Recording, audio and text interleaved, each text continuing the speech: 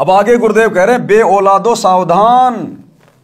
बे औलादो यानी जिनके संतान नहीं है, सावधान। और क्या कह रहे हैं गुरुदेव, जिन पुण्यात्माओं को संतान नहीं होती है तो आध्यात्मिक ज्ञान के अभाव से उनकी तड़फ संतान प्राप्ति की बनी रहती है।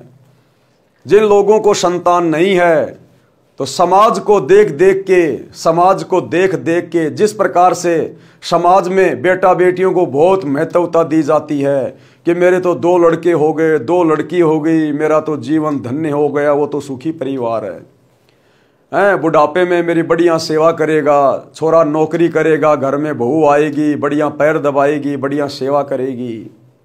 तो इस प्रकार की सामाजिक बातें सुन सुन के जिनके संतान नहीं है उनको मन में ये होता है कि हे भगवान हमारी भी एक बच्चा हो जाए, हे भगवान हमारी भी एक बच्चा हो जाए। उनको वो तड़फ बनी रहती है।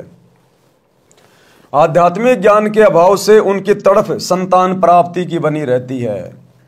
उसके लिए हर संभव प्रयत्न करते हैं। अब उन नादानों को इस बात का पता नहीं कि तुम्हारा पिछला कोई संस्कार बाकी नहीं है, इसलिए चाहे तुम कितनी कोशिश कर लो तुम्हें संतान नहीं मिलेगी। अगर संतान भी चाहिए तुम्हें तो भी तुमने सतगुरु की शरण में आना पड़ेगा। अगर तुम्हें संतान भी चाहिए तो भी सतगुरु की शरण में आना पड़ेगा। इस सतगुरु के पास वो पावर है, वो शक्ति है।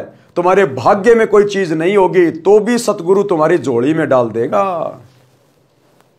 उसके लिए हर संभव प्रयत्न करते हैं, यानी जंतर मंत्र वालों के पास जाते हैं, तरह तरह के डॉक्टरों के पास में जाके फालतू में दवाई खाने लग जाते हैं, यानी हर प्रकार से वो प्रयत्न करते हैं। फिर भी कोई लेन देन वाला नहीं मिलता है, लेकिन फिर भी उनका प्रयत्न सफल नहीं होता। तो आजीवन संतान प्राप्ति न होने के दुख को झेलते हैं और पूरी जिंदगी ये सोचते सोचते मर जाते हैं कि ये भगवान हमारे संतान नहीं हुई। किसी का बेटा उधार लेंगे, अपनी बहन का लेंगे, अपना भाई का लेंगे। विशेषकर स्त्री की संतान उत्पन्न करने की इच्छा प्रबल होती है। वह अपने को बांझ कहलवाना नहीं चाहती और आम समाज में औरत के ऊपर ही डाल दिया जाता है।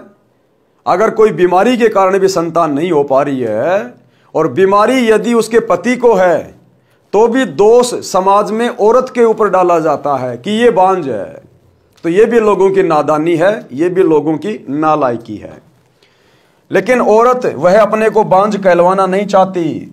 भले ही जांच करके डॉक्टर बता देते हैं कि आप में बांझ के कोई लक्षण नहीं है, विधाता की लीला है, परंतु तत्व ज्ञानहीन स्त्री इस तड़प में मर जाती है। भक्ति न करने के कारण उसका अगला जन्म कुतिया का होता है।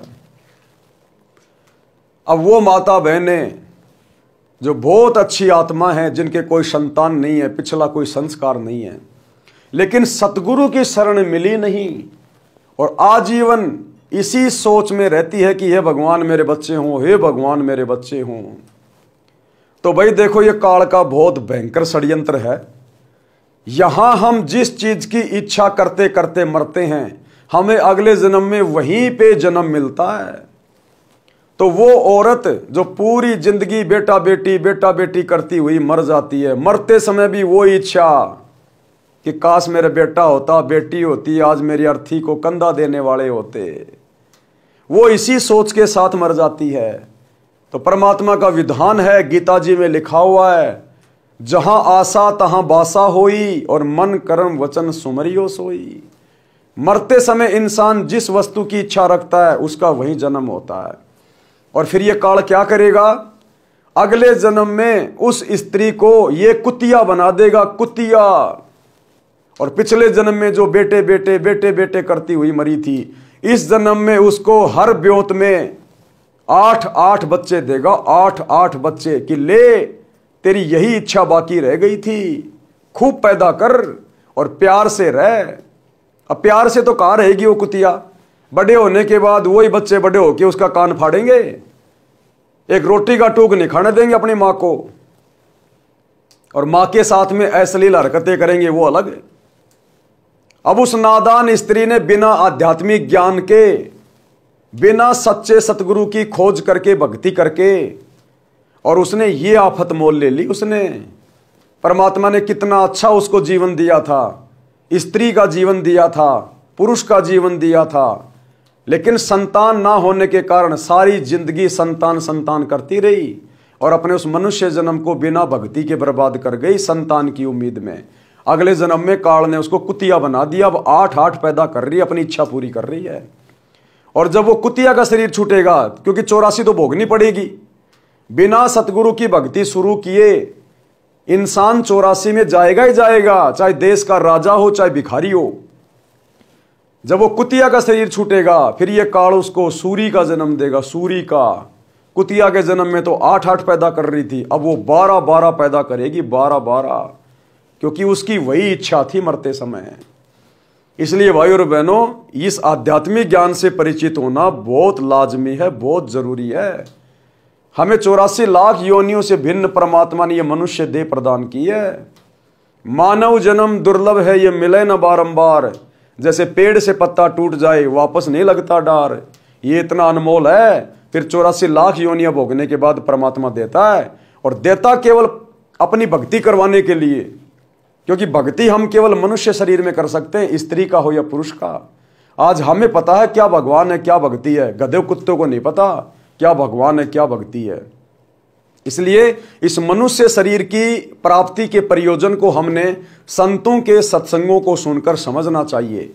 और सच्चा संत, सच्चा गुरु इस पूरी पृथ्वी पर वर्तमान में केवल एक ही है, जो आपके जन्म मरण के रोग को समाप्त कर सकता है, जिसके पास में पूर्ण आध्यात्मिक पावर है, सत भक्ति है, और जो हमें मोक्ष दिलवा सकता है, 84 लाख योनियों के कष्ट से बचा सकता है। केवल एक ही महापुरुष है, सतगुरु रामपाल जी। तो जेब से मोबाइल निकालिए और सतगुरु रामपाल जी के सत्संग सुनना शुरू कीजिए। तो फिर उन बेऔलादों के साथ में क्या बनती है? जो औरत केवल संतान की तड़फ में ही मर जाती है। भक्ति न करने के कारण उसका अगला जन्म कुतिया का होता है। फिर यम के दूत उसे कहते हैं कि बहन, अब संतान पैदा करके सारी कसर निकाल दे। एक ब्योत में 8 जमेगी, यानी जन्म देगी। फिर अगला जन्म तेरा सूरी का होगा, एक बार में 12 संतान को जन्म देगी और 7-8 ब्योत करेगी, यानी 60-70 बच्चे पैदा करेगी। फिर वो नादान औरत जो संतान की तरफ में मर गई और भक्ति पे लगी नहीं। हाँ, यदि वो भक्ति पे लग जाती, अगर वो निसंतान स्त्री या पुरुष यदि वो भक्ति पे लग जाते, कौन सी भक्ति पे? सतगुरु की सच्ची भक्ति पे। नकली आचार्य शंकराचार्यों की भक्ति से ये रोग नहीं कटेगा।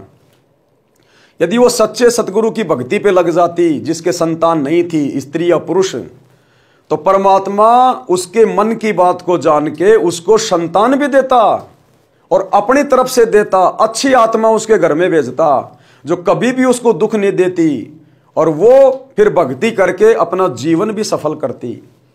लेकिन एक सच्चे सतगुरु की भक्ति ना करके, और कितनी बड़ी उसने आफत मोल ले ली। अगले जन्म में फिर कुतिया बनी, सुअरी बनी, और 8-8 बच्चे, 12-12 बच्चे फिर वो पैदा कर रही है, और कितना दुख उठा रही है। अब बताओ, संतान उसको क्या सुख दे रही है? अब उस कुतिया को वो संतान क्या सुख देगी?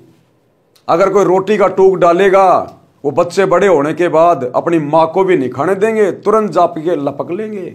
और ज्यादा नखरे करेगी तो कान के यहां से बटका भरेंगे, फाड़ देंगे, और बरसात के समय में कीड़े पड़ेंगे उस माँ के, कीड़े भुगत भुगत के मरेगी। एक बार में 12 संतान को जन्म देगी और 8-8 ब्योत करेगी। संतान की सारी भूख मिटा लिए। हे पुण्यात्माओं, गुरुदेव भगवान समझा रहे हैं हम सबको, क्योंकि हम सब इन्हीं के बच्चे हैं। हमें भले ही आध्यात्मिक ज्ञान के कारण ये बातें समझ में नहीं आ रही हों, हम सब एक ही परमात्मा के बच्चे हैं।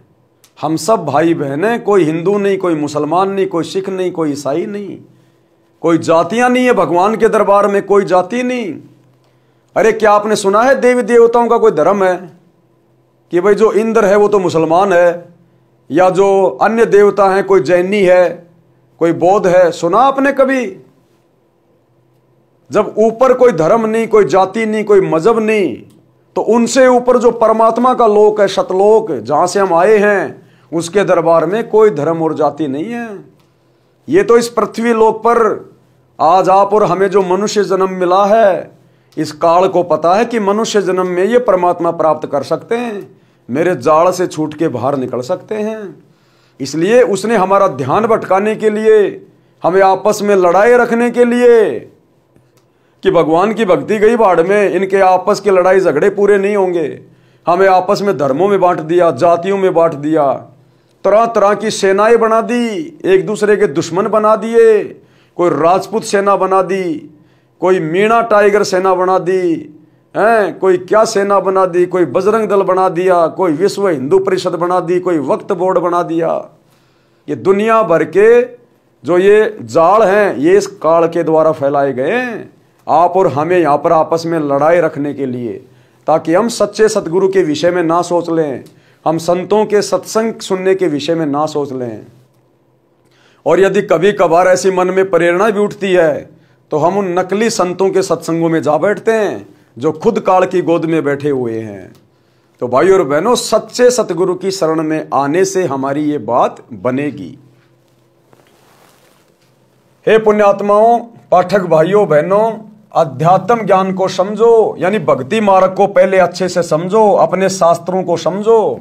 ये चारों वेद क्या कह रहे हैं, गीता जी क्या कह रही है, 18 पुराण क्या कह रहे हैं, इस भक्ति मार्ग को समझो। मानव जीवन को सफल बनाओ, जीने की राह समझो कि तुम्हें मनुष्य जन्म क्यों मिला है। क्या एकमात्र तुम्हारा काम यही था? पैदा हुए, बड़े हुए, स्कूल गए ना गए, नौकरी लगे ना लगे, उसके बाद में शादी करवा ली, फिर बच्चे पैदा करने में लग गए, फिर बच्चों के संस्कार पूरे करने में लग गए, और अंत में फिर मर गए। तो ये काम तो जानवर भी कर रहे हैं, ये काम तो पशु पक्षी भी कर रहे हैं, वो भी बच्चे पैदा करते हैं, वो भी अपने बच्चों का पालन पोषण करते हैं। उनके बच्चों को कोई छेड़ दे तो किस तरह से काटने के लिए दौड़ते हैं। मोह ममता तो पशु पक्षियों में भी होती है। एक चिड़िया बाद में भोजन करेगी, पहले अपने मुख से निकाल के अपने बच्चे को खिलाएगी, और अंत में वो भी मर जाते हैं।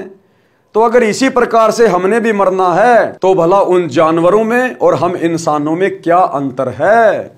फिर क्यों हमने ये मनुष्य जन्म स्त्री या पुरुष का प्राप्त किया?